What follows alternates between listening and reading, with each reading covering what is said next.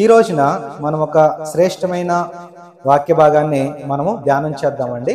మనం ధ్యానించేటువంటి వాక్యము పేరేంటంటే, నేను ఈ మాట చెప్తాను, అందరం చెప్దామండి. నేను ఈ మాట పలుకుతాను, అందరూ పలకండి. అందరికంటే. అంతే మన వాక్యం ఈరోజు పేరు, అందరికంటే. వాస్తవానికి ఈ మాట మనకి ఎక్కడ బాగా మనము అలవాటు పడతాము అని అంటే, ఈ మాటకి ఎక్కువగా మనం ఎక్కడ ఆకర్షింపబడతాము అని అంటే, మనము పండక్కి లేదంటే ఏదైనా కార్యక్రమానికి బట్టలు కొనుక్కోవటానికి మనము షాపింగ్కి వెళ్తాం. షాపింగ్కి వెళ్ళినప్పుడు ఆ చీర కానీ లేదంటే ఆ షర్టు ప్యాంట్ కానీ వాటిని చూస్తున్నప్పుడు మన హృదయంలో ఒకటి ఉంటుంది. అదేంటంటే, ఇప్పుడు నేను తీయబోయే చీర కానీ ఇప్పుడు నేను తీయబోయే డ్రెస్ కానీ ఎవరికంటే బాగుండాలి? అందరికంటే బాగుండాలి. అది అసలు అందరికీ ఎవరు వేసుకుంది అయి ఉండాలి, అది అందరికంటే అంత చక్కగా ఉండాలి అనేది మనము చూస్తూ ఉంటాం ప్రియులరా. అలాగే ఈ లోకంలో ఈ లోకంలో ఉన్నవారు అందరికంటే ముందు వెళ్ళటానికి ఎక్కువగా ప్రయత్నాలు చేస్తూ ఉంటారు. నేను చిన్నప్పుడు ఎక్కువగా సినిమాలకు వెళ్తా ఉండేవాడిని. ఇప్పుడంటే ఫోన్లలో బుకింగ్లు వచ్చాయి, ఫోన్లో బుక్ చేసుకుని ట్రైన్ ఎక్కుతున్నారు, సినిమాకి కూడా వెళ్తున్నారు. అప్పుడు ఆ టికెట్ కౌంటర్ దగ్గర టికెట్లు ఇచ్చేవాళ్ళు. టికెట్లు ఇచ్చేటప్పుడు ఒక లైన్ లో అందరు నిలబడేవాళ్ళు. నిలబడిన తర్వాత టికెట్లు అయితే తీసుకుంటారు. తీసుకున్న వాళ్ళందరూ ఏం చేస్తారనంటే, అందరూ ఆ టికెట్లు పట్టుకొని అందరూ ఆ థియేటర్ లోపలికి డోర్ వైపు పరిగెడతారు. ఎందుకంటే వాళ్ళ యొక్క ఉద్దేశం ఒకటే, అదేంటంటే అందరికంటే ముందు నేను లోపలికి వెళ్ళాలి, ఆ థియేటర్ లోపల అందరికంటే ముందు నేను నా సినిమాని చూడాలి అనేటట్లుగా ఉంటారు. ప్రియులరా, లోకము అందరికంటే ముందు ఉండాలని, అందరికంటే బాగా బ్రతకాలని, అందరికంటే లేదా గొప్పగా చెప్పుకోవాలని లోకము చూస్తా ఉంది. లోకము ఆ విధంగా పరిగెడతా ఉంది. అయితే దేవుని యొక్క విషయంలో కూడా కొన్ని ఆత్మీయ విషయాలు కూడా, ఆత్మ సంబంధమైన విషయాల్లో కూడా బైబిల్లో అందరికంటే భక్తి చేసిన వాళ్ళు, అందరికంటే యథార్థంగా ఉన్నవాళ్ళు, అందరికంటే దీనులుగా ఉన్నవారు, అంటే ఆత్మీయ విషయాలు అందరికంటే ఉన్నతమైన స్థాయిలో ఉన్నవారిని బైబిల్లో మనము చూస్తాం. అట్లాంటి వ్యక్తులు నేను చూపిస్తాను. కొద్ది నిమిషాలు మనం దేవుని యొక్క వాక్య భాగాన్ని జాగ్రత్తగా గమనిద్దాం. ముందుగా అసలు అందరికంటే కొందరి పాపాలు బాగా ఎక్కువైపోతున్నట్లుగా మనం చూస్తాం. అందులో అసలు బైబిల్లో అందరికంటే దుర్మార్గుడు ఒకడు ఉన్నాడండి. చూద్దాం, చూడండి. మొదటి రాజుల గ్రంథం 16వ అధ్యాయం, మొదటి రాజుల గ్రంథం 16వ అధ్యాయము 25వ వచ్చిన భాగంలో ఈ విధంగా రాయబడి ఉంటుంది. ఓమ్రి యెహోవా దృష్టికి చెడుతనము జరిగించి తన పూర్వీకులందరికంటే మరీ దుర్మార్గముగా ప్రవర్తించను. చాలండి, మనం కొంతమందిని మనం చూస్తాం, లేదా మన ఊర్లలో మనం చూస్తాం, లేదా మన వంశంలో మనం చూస్తూ ఉంటాం. వాళ్ళు ఎప్పుడూ మనం మర్చిపోలేం. ఎందుకంటే వాళ్ళకంటే దుర్మార్గులు ఇంకొకళ్ళు ఉండరు. వాళ్ళు ఎలా ఉంటారు అని అంటే, అందరికంటే భయంకరంగా ఉంటారు, అందరికంటే చాలా క్రూరంగా ఉంటారు, అందరికంటే చాలా భయంకరమైన పాపంలో వాళ్ళు జీవిస్తూ ఉంటారు. అట్లాంటి వ్యక్తి ఎవరు అని అంటే, బైబిల్లో మనకు ఓమ్రి అనే ఒక రాజు మనకు కనబడతాడు. ఈయనంట ఈ రాజు ఏ రాజు అని అంటే, బైబిల్లో 2 రకాల రాజులు మనకు కనబడతారు, యూదా రాజులు, ఇశ్రాయేల్ రాజులు. ఈ వ్యక్తి ఏ రాజు అని అంటే, ఇశ్రాయేలీల రాజులు లెక్కలోకి వస్తాడు. ఆ ఇశ్రాయేల్ రాజులలో ఈ ఓమ్రి అనే ఈ రాజు పరిపాలన చేస్తున్నప్పుడు ఇతడు చాలా పాప పనులు చేశాడు. అప్పుడు బైబిల్లో ఈ విధంగా సాక్ష్యం రాయబడి ఉంటుంది. ఓమ్రి యెహోవా దృష్టికి చెడుతనము జరిగించి తన పూర్వీకులందరికంటే మరీ దుర్మార్గముగా ప్రవర్తించను. చాలా మంది ఏమనుకుంటారనంటే, చిన్న పాపం చేసినా పెద్ద పాపం చేసినా అంతా ఒకటే కదా అని అనుకుంటారు. కాదు, దాంట్లో కూడా లెక్కలు ఉన్నాయి. దాంట్లో కూడా మెజర్మెంట్స్ అనేవి, కొలతలు అనేవి ఉన్నాయి. ఇక్కడ దేవుడే సాక్ష్యం చెప్తున్నాడు. ఏమనంటే, ఈ ఓమ్రి అనే అందరూ తప్పు చేశారు, అనేక మంది పాపాలు చేశారు, కానీ ఈ ఓమ్రి అనేవాడు ఇంకా ఎక్కువ చేశాడు. అతడు అందరికంటే మరి పూర్వీకులందరికంటే మరి దుర్మార్గంగా ప్రవర్తించినట్లుగా మనము చూస్తాం. కాబట్టి అట్లాంటి మన హృదయాల్లో ఉండకూడదు. చిన్న చేసినా ఒకటే, పెద్ద తప్పు చేసినా ఒకటే, లేదా చిన్న మాట అన్నా ఒకటే, పెద్ద మాట అన్నా ఒకటే అనేటట్లుగా ఉండకూడదు. ఇందులో కొలతలు ఉన్నాయి. దేవుడు కొలుస్తున్నాడు. ఎవరెవరికంటే ఎవరు దీనులుగా ఉన్నారు, ఎవరెవరికంటే ఎవరు హెచ్చించుకుంటున్నారో దేవుడు కొలుస్తూ ఉంటాడు. కాబట్టి ప్రియులారా, ఈ ఓమ్రి అనే ఆయన పూర్వీకులందరికంటే మరీ దుర్మార్గంగా ప్రవర్తించును అనే మాట మనం చూస్తాం. ఈ ఓమ్రి ఎవరు అని అంటే మనకు అహాబు తెలుసు కదండి, వాళ్ళ నాన్నే. 28వ వచనంలో రాస్తాడు, ఓమ్రి తన పితరులతో కూడా నిద్రించి షోమ్రోన్లో సమాధి యందు పాతి పెట్టబడెను. అతని కుమారుడైన అహాబు అతనికి మారుగా రాజాయను. వాళ్ళ దాంట్లో నుంచి అహాబు అనే వ్యక్తి వచ్చినట్లుగా మనము చూస్తా ఉన్నాం. కాబట్టి ప్రియులారా, మనము అందరికంటే మనం ఆత్మీయంగా ఉండాలనేదే దేవుని యొక్క ఉద్దేశమై ఉన్నది. దేవుడు వాస్తవానికి దేవుడు దేనికి ఆకర్షించబడతాడు? దేవుడు దేని మీద, ఎవరి మీద ఆయన దృష్టి ఉంచుతాడు? దేవుణ్ణి మనం ఎవరిని ఆకర్షిస్తాం? దేవుంది ఎలాగుంటది అని అంటే, ఉదాహరణకి ఏదన్నా పెళ్లి సంబంధాలు చూసేటప్పుడు మీడియాటర్ ఒక 10 ఫోటోలు చూపిస్తాడు. అందులో పెళ్లి కొడుకు ఎవరు నచ్చుతారు? ఆ 10 మందిలో అందరికంటే ఈయనకి బాగా నచ్చిన అమ్మాయినే చేసుకుంటాడు. అంటే అందరిలో ఎవరైతే ఈ పెళ్లి కొడుకుని ఆకర్షిస్తా ఉంటారో అప్పుడు చెప్తాడు, ఈ సంబంధానికి వెళ్దాం పద నాన్న, ఈ సంబంధానికి వెళ్దాం పదమ్మా అని చెప్తా ఉంటారు. అంటే అందరికంటే ఎక్కువగా ఆకర్షించాలి. మనం దేవుణ్ణి కూడా అందరికంటే ఎక్కువగా మనం ఆకర్షించేటట్లుగా ప్రార్థన చేయాలి. అందరికంటే ఎక్కువగా మనం పోటీ పడాలి. అందుని బట్టే కదా పౌలు ఒక మాట అంటాడు, నేను గురి చూడని వాడి వల్ల పరిగెత్తలేదు, పరుగు పందెంలో అందరూ పరిగెత్తుతారు, కానీ ఒక్కడే బహుమానం పొందుకొనును. కాబట్టి అలాగా మీరు బహుమానం పొందినట్లుగా మీరు పరిగెత్తడి అని పౌలు చెప్తున్నాడు. పిల్లలు పరిగెత్తేది అందరూ పరిగెడతారు, ప్రార్థన చేసేటప్పుడు అందరూ ప్రార్థన చేస్తారు, వాక్యాన్ని చదివేటప్పుడు అందరూ వస్తారు, చర్చికి వచ్చేటప్పుడు అందరూ వస్తారు, చర్చికి అందరూ వస్తారు, ప్రార్థన అందరూ చేస్తారు, అందరూ బాప్తిజాలు తీసుకుంటారు, అందరూ బలలో చేస్తారు. అయితే వాళ్ళల్లో కొంతమంది అందరికంటే దేవుని ఆకర్షిస్తూ ఉంటారు. దేవునికి స్తోత్రం చెప్దామండి, హల్లెలూయా. కాబట్టి మనం దేవుణ్ణి కార్యాలు చూడాలి అని అంటే, దేవుడు మన మీద ఆయన కనుదృష్టి పెట్టాలి అని అంటే, అందరికంటే మనం ఆత్మీయంగా ఎదగాలన్నదే దేవుని యొక్క ఉద్దేశమై ఉంది. అలాంటి వ్యక్తులను ఒక నలుగురిని చూపిస్తాను చూడండి. మొట్టమొదటిగా మనము నెహెమ్యా గ్రంథము 7వ అధ్యాయం, నెహెమ్యా గ్రంథము 7వ అధ్యాయము 1వ వచనం నుండి చదువుతున్నాను.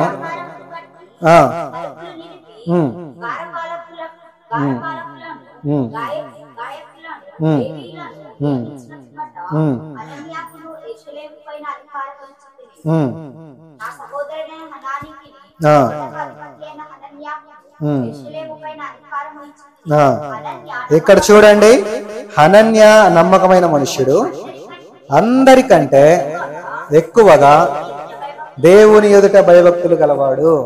దేవునికి స్తోత్రం చెప్దామండి, హల్లెలూయా. ఇక్కడ మనం హనన్య అనే ఒక వ్యక్తిని మనము చూస్తాం. ఎవరి హనన్య అని అంటే, అతని గురించి బైబిల్ ఏమని పరిచయం చేస్తుందనంటే, ఇతడు అందరికంటే ఎక్కువగా దేవుని ఎదుట భయభక్తులు గలవాడిగా మనం చూస్తా ఉన్నాం. ప్రియులారా, దేవుడు అట్లాంటి వారిని ఆయన గుర్తిస్తా ఉంటాడు.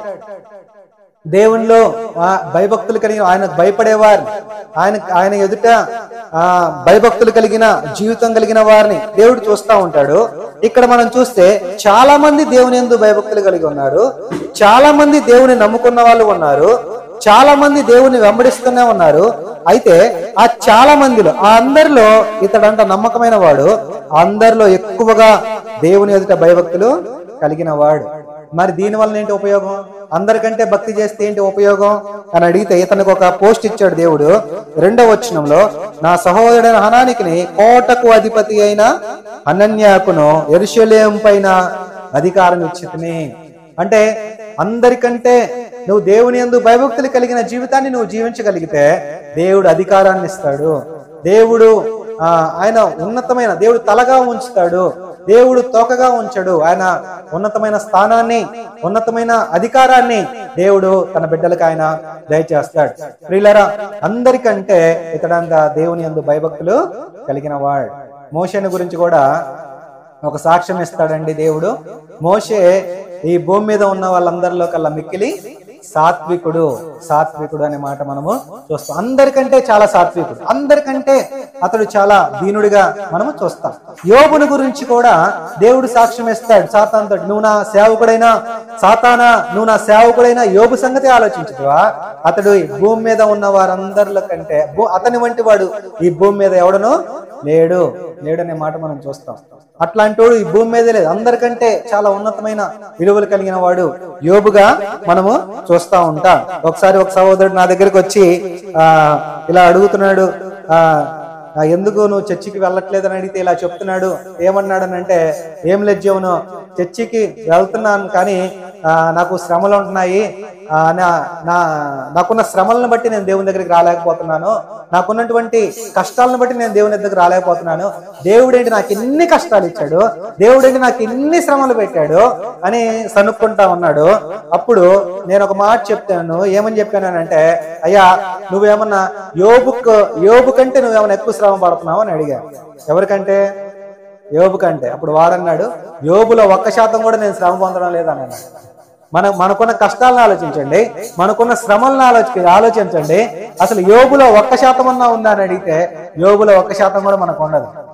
ప్రియులరా, అందుకని ఒక దైవజనుడు అన్నాడు, శ్రమలకు అంబాసిడర్ ఎవరు అని అంటే యోబుని అన్నాడు, శ్రమలకు నాయకుడు ఎవరు అనంటే యోబుని అన్నాడు. అట్లాగా యోబు అందరికంటే ఎక్కువగా సహించాడు. అందును బట్టి భూమి మీద ఉన్న వారిలో అతని వంటి వాడు భూమి మీద ఒకడును లేడు అనే మాట మనము చూస్తూ ఉంటాం. కాబట్టి ప్రియులరా, ఎటువంటి ఈ హనన్య అనే ఆయన అందరికంటే ఎక్కువగా దేవుని యందు భయభక్తులు కలిగిన వాడిగా మనం చూస్తాం. రెండవదిగా మనం మరొక వ్యక్తిని మనం చూద్దాం. చూడండి, లూకాసు వార్త 21వ అధ్యాయం.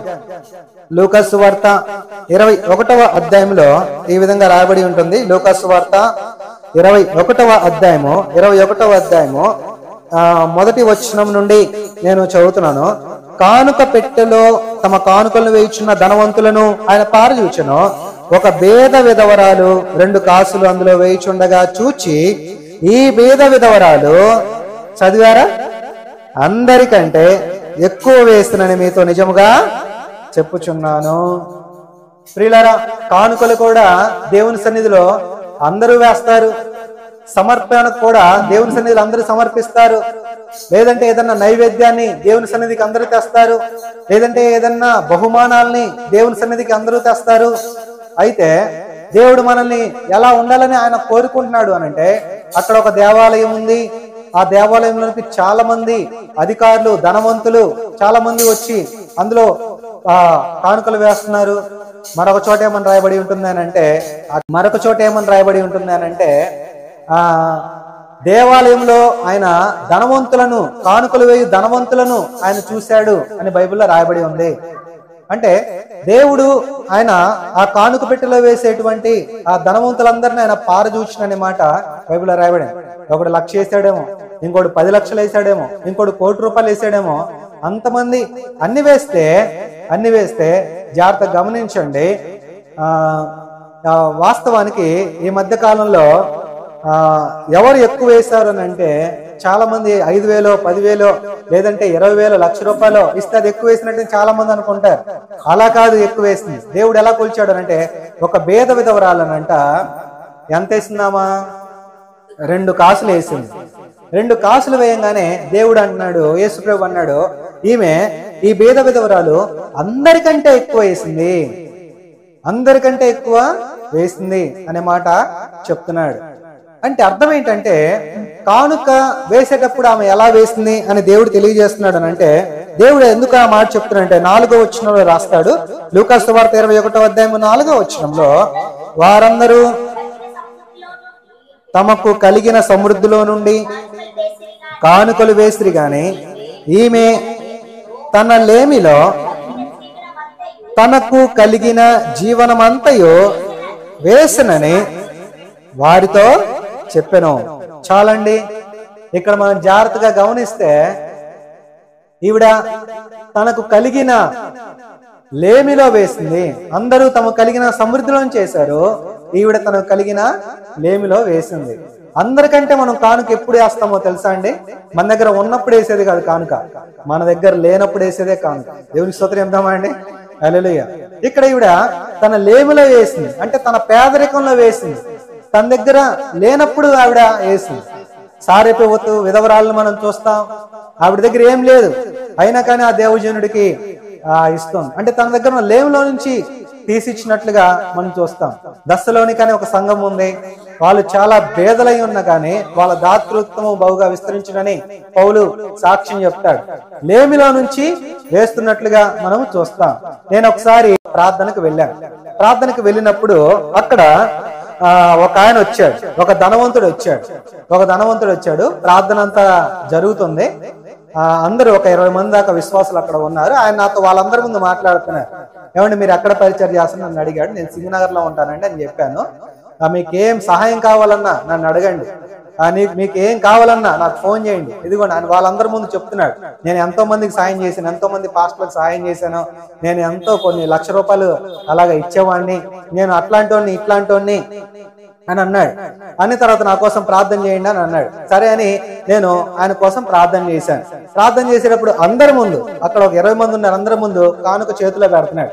కానుక చేతిలో పెట్టంగానే వద్దు అండి అని అన్నాను. పర్లేదు తీసుకోవాలి, అలాగా మీరు సేవకులు తీసుకోవాలి అని తీసుకుని అందరి ముందు బలవంతం చేశాడు. సరే అందరి ముందు నేను తీసుకున్న తర్వాత ఆ కానుకని నేను నా పై జోబులో పెట్టుకున్న తర్వాత అక్కడ అందరూ వెళ్ళిపోయారు.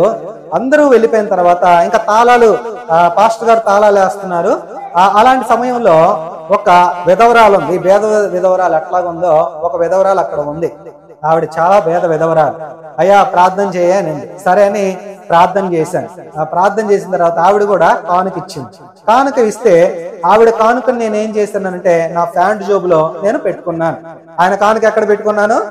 పై జోబులో పెట్టుకున్నాను. ఈమె ఇచ్చిన కానుకని నేను నా ప్యాంట్ జోబులో పెట్టుకున్నాను. ఇంటికి వచ్చిన తర్వాత నేను ఫ్రెష్ అప్ అయ్యేటప్పుడు జోబులో ఉన్న డబ్బులు తీసేటప్పుడు పై జోబులో నుంచి తీస్తే 100 రూపాయలు వచ్చింది, ప్యాంటు జోబులో నుంచి తీస్తే 1000 రూపాయలు వచ్చింది. పై జోబులో నుంచి తీస్తే 100 వచ్చింది, ప్యాంటు జోబులో నుంచి చేస్తే 1000 రూపాయలు వచ్చింది. ఇద్దరులో ఎవరు ఎక్కువ వేశారు? విధవరాలు ఎక్కువ వేసింది.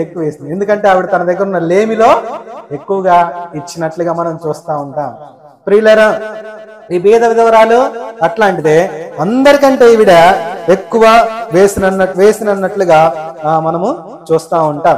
ప్రియులారా, ఇట్టి విధంగా అందరికంటే దేవునికి సమర్పించే విషయంలో, దేవునికి ఇచ్చే విషయంలో, దేవుని యొక్క పరిచర్యకి ఇచ్చే విషయంలో, ఎక్కడైనా ఏ సేవకుడికైనా మనము సహాయం చేసే విషయంలో మనం దేవుని సన్నిధి పట్ల ఎలా ఉండాలి అని అంటే మనకున్న లేమిలో అందరికంటే ఎక్కువ ఇచ్చాడని దేవుడు చెప్పగలిగిన విధంగా మనం అట్లాగా ఇవ్వగలగాలని ప్రభువు నామమున తెలియజేస్తున్నాను. వాస్తవానికి మనం ఇక్కడ ఆలోచించాల్సినటువంటి విషయం ఏంటంటే మన దగ్గర లేమిలో మనం ఇస్తే మన దగ్గర ఏముంటది? మన దగ్గర ఉన్న లేమిలో మనకున్నది మనం దేవునికి ఇస్తే ఇంకా మనకు ఏముంటది అని చాలా మంది సందేహపడతా ఉంటారు. బైబిల్లో ఒక శ్రేష్టమైన మాట రాయబడి ఉంది, దీనికంటే అధికంగా యెహోవా నీకు ఇయ్యగలడు. ఆ సారెపతు విధవరాలు దేవునికి ఇచ్చిన దానికంటే దేవుడు అధికంగా ఆమెకి ఇచ్చాడు. తొట్టిలో ఉన్న పిండి అయిపోలేదు, బుడ్డిలో ఉన్న నూనె అయిపోలేనట్లుగా మనము చూస్తూ ఉంటాం. కాబట్టి ప్రియులరా, దేవునికి మనం ఇస్తే వడ్డీకి ఇస్తే తిరిగి వస్తుందని తెలియదు, కానీ దేవునికి ఇస్తే 100 దేవుడు ఇస్తాడు. మీలో ఎవరైనా భూమిలైనా ఏదైనా ఇస్తే 100 దేవుడు దాన్ని ప్రతిఫలం ఇస్తానని దేవుడు వాగ్దానం చేశాడు. కాబట్టి ప్రియులరా, మనము కొన్ని స్కీములను మనం చూస్తూ ఉంటాం. ఏంటి ఆ స్కీములు అని అంటే, మీరు 10,000 కట్టండి మీకు 30,000 వస్తాయి, మీరు 5,000 కట్టండి మీకు 50,000 వస్తాయి. ఇది కూడా ఒక స్కీమ్. మీరు ఏమన్నా అనుకోండి, ఈ దేవుని దగ్గర ఉన్న స్కీమ్ ఏంటంటే మీరు రూపాయి ఇవ్వండి దేవుడు 100 రూపాయలు ఇస్తాడు. ఇది వాళ్ళన్నా మోసం చేస్తారేమో, కానీ మన దేవుడు ఎట్లాంటి వాడు నమ్మదగిన దేవుడు, నమ్మదగిన దేవుడు. ఆయన మాట తప్పని దేవుడు. భూమిని ఆకాశమైన గతిస్తుందేమో కానీ ఆయన వాక్యం అంత మాత్రం గతించదు. మీరెవరైనా భూములైనా ఇళ్ళైనా నా నిమిత్తం వదిలిపెడితే వాడు నూరంతలుగా ఇహమందును పరమందును వాడు పొందుకుంటాడన్న పెట్టిన స్కీమ్ ఇది. ఈ స్కీమ్ లోనికి మనం వస్తే నూరంతలుగా ఆశీర్వదించబడతాం అనే విషయాన్ని మనం చూస్తాం. ప్రియులరా, ఈ భేద విధవరాలు అందరికంటే ఎక్కువగా కానుకిచ్చినట్లుగా మనం చూస్తాం. తర్వాత మనము మరొక వ్యక్తిని మనం చూస్తాం. చూడండి, ముగిస్తాను ఒక 2 నిమిషాలు. ఎస్తేరు గ్రంథం 2వ అధ్యాయం. ఎస్తేరు గ్రంథం 2వ అధ్యాయము 17వ వచన భాగంలో ఈ విధంగా రాయబడి ఉంటుంది. ఎస్తేరు గ్రంథము 2వ అధ్యాయము 17వ వచనం. స్త్రీలందరికంటే రాజు ఎస్తేరును ప్రేమించను, కన్యకలందరికంటే ఆమె అతని వలన దయాదాక్షిణ్యములు పొందెను. అతడు రాజు కిరీటమును ఆమె తల మీద ఉంచి ఆమెను వస్తీకి బదులుగా రాణిగా నియమించను అనే మాట మనం చూస్తాం. ఇక్కడ కూడా అందరూ ఉన్నారు. ఎస్తేరు ఒక్కటే లేదు, చాలా మంది కన్యకల్ని రాణిగా అవ్వటానికి రాణి కొరకు ఆ సైనికులు వెళ్ళి ఆ ఊరిలోనికి వెళ్ళి చాలా మంది కన్యకలను పోగు చేసి రాజు యొక్క అంతపురం దగ్గరికి తీసుకొని వచ్చారు. ప్రియులారా, అక్కడ చాలా మంది ఉన్నారు. కొన్ని వేల మంది కన్యకలు ఉన్నారు, ఎంతో మంది ఉన్నారు. అయితే అక్కడ ఒక అమ్మాయి ఉంది, ఒక యవనస్త్రాలు ఉంది. ఆ అమ్మాయి పేరేంటంటే ఎస్తేరు. ఎస్తేరు అయితే ఈవిడ ఎలాగుంది అనంటే ఈవిడిని చూడంగానే రాజు అంట అందరికంటే ఎక్కువగా స్త్రీలందరికంటే రాజు ఎస్తేరును ప్రేమించను. ప్రియులారా, నేను అదే మాట చెప్తున్నాను. అందరూ చర్చికి వస్తారు, అందరూ ప్రార్థన చేస్తారు, అందరూ కానుకలు ఇస్తారు, అందరూ బాప్తిజాలు తీసుకుంటారు. అయితే మనం దేవుని దృష్టిలో ఎలా ఉండాలి అనంటే స్త్రీలందరికంటే దేవుడు మనల్ని, లేదా ఇక్కడ ఉన్న వాళ్ళందరికంటే దేవుడు మనల్ని ప్రేమించేటట్లుగా మనం ఉండాలి. ఒక ఎస్తేరు లాగా మనము ఉండాలి. అందరికంటే ఎక్కువగా దయాదాక్షిణ్యం పొందిన వ్యక్తిగా మనము చూస్తూ ఉంటాం. కాబట్టి ప్రియులారా, నన్ను ప్రేమించువారు, ఈవిడ్ని అందరికంటే ఎక్కువగా దేవుడు ఆ రాజు ఎందుకు ప్రేమించాడంటే బైబిల్లో ఒక మాట రాయబడి ఉంటుంది, నన్ను ప్రేమించు వారిని నేను ప్రేమించుచున్నాను అని అంటాడు. అంటే మనం దేవుణ్ణి ప్రేమిస్తే దేవుడు మనల్ని ప్రేమిస్తాడు. అందరికంటే మనం దేవుని ప్రేమిస్తే దేవుడు కూడా అందరికంటే మనల్ని ప్రేమిస్తాడు. అందరికంటే భయభక్తులు కలిగి ఉంటే దేవుడు అందరికంటే అధికారిగా దేవుడు మనల్ని చేస్తాడు. అందరికంటే మనము ప్రార్థన పరులమైతే అన్ని కుటుంబాల కంటే మన కుటుంబాలని దేవుడు హెచ్చిస్తాడు. అది దేవుని యొక్క ఆశీర్వాదమే. కాబట్టి ఇది ఒక పోటీ ప్రపంచం, ఆత్మీయ పోటీ ప్రపంచం. ఇందులో మనం పరిగెత్తాలని ప్రభునామమున తెలియజేస్తున్నాను. వీళ్ళ అందరికంటే ఎక్కువగా ప్రార్థన చేయగలుగుతున్నామా? అందరికంటే ఎక్కువగా ప్రార్థన చేసి మనం దేవుని ఆకర్షించగలుగుతున్నామా? ప్రార్థన ఏం చేస్తానంటే ఎలాంటి సరే వచ్చి కాళ్ళ దగ్గర పడేలా చేస్తాను. ఈ స్త్రీ ఆ రాజుని ఆకర్షించింది. అందుని బట్టే స్త్రీలందరికంటే రాజు ఎస్తేరును ప్రేమించను అనే మాట మనము చూస్తా ఉన్నాం. ఆఖరి మాట చెప్పి నేను ముగించేస్తాను. చూడండి, అందరికంటే దేవుడు మనల్ని ఉన్నతమైన స్థితిలో ఉండాలని దేవుడు కోరుకుంటున్నాడు. కొరింథీయులకు రాసిన మొదటి పత్రిక 15వ అధ్యాయం, కొరింథీయులకు రాసిన మొదటి పత్రిక 15వ అధ్యాయము 10వ వచనంలో ఈ విధంగా రాయబడి ఉంటుంది, అయినను నేనేమై ఉన్నానో అది దేవుని కృప వల్లనే అయ్యున్నాను, మరియు నాకు అనుగ్రహింపబడిన ఆయన కృప నిష్ఫలము కాలేదు. గాని చూడండి, వారందరికంటే నేను ఎక్కువగా ప్రయాసపడినది నేను కాదు, నాకు తోడయున్న దేవుని కృపయే. ఇక్కడ పౌలు అంటున్నాడు పరిచర్య విషయంలో, నేను అందరికంటే ఎక్కువగా ప్రయాసపడ్డాను. ప్రియులారా, మనం దేవుని కొరకు అందరికంటే ఎక్కువగా ప్రభు కొరకు పనిచేసే విధంగా ఉండాలని పౌలు ఇక్కడ మనల్ని ప్రోత్సహిస్తున్నాడు. చాలా మంది దేవుని విషయంలో శ్రమ పొందలేకపోతున్నారు. దేవుని విషయంలో శ్రమ పొందుతున్న భ్రమలో ఉన్నారు. ఒక పాస్టమ్మ గారు ఒక సాక్ష్యం చెప్పారండి, చూడంగానే నాకు నవ్వు వచ్చింది. ఇది ఆమె చెప్పిన సాక్ష్యం ఏంటంటే, ఆమెకి గర్భవతి అయిందంట. గర్భవతి అయితే నెలలు నిండాయంట. నెలలు నిండిన తర్వాత ఆవిడికి నొప్పులు వచ్చాయంట. ఆ నొప్పులు ఆమె భరించలేకపోయిందంట. హాస్పిటల్కి వెళ్ళిందంట, ప్రసవ వేదన పడిందంట, ఒక బిడ్డను కనిందంట. తర్వాత ఇంటికి వచ్చిందంట. తర్వాత ఆ సాక్ష్యం చెప్పిందంట. ఏం వేదన అది? ప్రసవ వేదన. బాగా నొప్పులు వచ్చాయండి. ఎవరికి రావు నొప్పులు? ఎవరికైనా వస్తాయి. అది అంటే ఆమె ఎలా చెప్పిందంటే, నేనే దేవుని కొరకు నొప్పులు పడ్డారంటే చెప్పింది. దేవుని కోసం ఏదేదో నొప్పులు పడ్డాను అన్నట్టుగా ఆమె చెప్పింది. ఎవరికి రావు నొప్పులు? అది అందరికీ వస్తాయి. కాబట్టి ప్రియులారా, చాలా మంది మేమేదో దేవుని కొరకు శ్రమ పొందుతున్నాం అన్నట్లుగా మనం చూస్తాం. ఇంకొక ఆయన అంటాడు, నేను ఇంట్లో 2 పిల్లల్ని పెట్టి మేము పరిచర్యకు వెళ్తాము, మేము ఎక్కడికో మీటింగ్లకు వెళ్తాము, వాళ్ళని చూసుకోవాలంటే ఎంత కష్టమో తెలుసా, అసలు వాళ్ళని చూసుకోవాలంటే ఎంత ఇబ్బందో తెలుసా, వాళ్ళు ఒకళ్ళకి అలవాటు పడరు తెలుసా, వాళ్ళు ఒకళ్ళకి అలవాటు పడరు, మమ్మీ డాడీ అని ఏడుస్తూ ఉంటారు, అయినా కానీ మేము వారిని వదిలిపెట్టి సేవకి వెళ్తాం తెలుసా. అబ్బా, ఎంత శ్రమ పొందుతున్నాడో, ఎంత ఏన పొందుతున్నాడో. మళ్ళీ వాళ్ళకి పని చేయడానికి పని మనుషులు ఉంటారు, ఏసీలు ఉంటాయి, కార్లు ఉంటాయి, అన్నీ ఉంటాయి. అదొక శ్రమ అంట వాళ్ళకి, అదొక శ్రమ. ఇక్కడ మనం చూస్తే శ్రమ అంటే అది కాదు. శ్రమ అంటే ఏంటో చెప్తాను చూడండి. అదోనీరామ్ జడ్సన్ అని ఒక మిషనరీ ఉన్నాడు. అమెరికా దేశం నుంచి మొట్టమొదటి మిషనరీ ఆయన మన భారతదేశానికి వచ్చాడు. అప్పుడు విలియం కేరీ గారు కూడా బ్రతుకున్నాడు, మన భారతదేశంలో సేవ చేయాలనుకున్నాడు. అయితే విలియం కేరీ గారు మన భారతదేశంలో ఉన్నాడు కాబట్టి ఈయన ఉంటే ఇక్కడ సరిపోతుంది, నేను ఇంకో దేశానికి వెళ్తానని చెప్పి ఆయన ఏం చేశాడనంటే, సముద్ర పొడ్డున ఆయన కన్నులెత్తి చూసినప్పుడు ఆయనకి బర్మా దేశం అని ఒక దేశం కనబడింది. ఆ బర్మా దేశంలోనికి వెళ్ళాడు, వాళ్ళ భాష నేర్చుకున్నాడు, భార్యతో కలిపి వెళ్ళాడు. వెళ్ళిన తర్వాత వాళ్ళ భాష నేర్చుకొని చిన్న చిన్న కూలి పనులు చేసుకొని అక్కడ ఎంతో కష్టపడి 7 సంవత్సరాలు అక్కడ కష్టపడితే 2 చర్చికి వచ్చారంట. 7 సంవత్సరాలు కష్టపడితే 2 చర్చికి వచ్చారు. తర్వాత క్రైస్తవుల్ని హింసించే కాలంలో ఈయనను ఏం చేస్తారనంటే జైల్లో వేశారు. అయితే ఆ జైలు ఎలాంటిది అనంటే, ఆ జైల్లో ఉండడానికైతే ఉండొచ్చు కానీ అన్నం పెట్టరు. ఎవరైతే ఖైదీల భార్యలు ఉన్నారో కుటుంబ సభ్యులు వాళ్ళు వచ్చి అన్నం పెట్టాలి, బయట నుండి వండుకొని వచ్చి అన్నం పెట్టాలి. అప్పుడు ఈ భార్య ఏం చేస్తానంటే రోజు అన్నం వండుకొచ్చి ఈయనకు పెట్టేది, జైల్లో ఉన్నాయని ఈ పాస్టర్ గారికి పెట్టేది. అయితే రోజు దూరం నుంచి రావాలి కాబట్టి ఈ భార్య పాస్టమ్మ గారు ఏం చేశారనంటే, ఆ జైల్లో బయటే ఒక పాక ఒకటి వేసుకొని, ఒక టెంట్ ఒకటి వేసుకొని అక్కడే అన్నం వండుకుంటా, ఆమె అక్కడే పడుకుంటా ఎదురుగా వచ్చి భర్తకి అదోనీరామ్ జడ్సన్ కి అన్నం పెడతా ఉండే, అట్లాగా అన్నం పెడతా ఉండే. ప్రియులరా, అలాంటి శ్రమలని అనుభవించినట్లుగా మనము చూస్తాం అదోనీరామ్ జడ్సన్. ప్రియులరా, ఆ తర్వాత ఆయన భార్య చనిపోద్ది, ముసలోడైపోతాడు, ఇంకా నేను నా దేశానికి వెళ్తున్నాయని చెప్పి బర్మా దేశస్తులు అందరూ ఆయన ఓడ ఎక్కించారు. పడవ ఎక్కించిన తర్వాత ఆయన ఆ మార్గం మధ్యలోనే ఆయన చనిపోయాడు.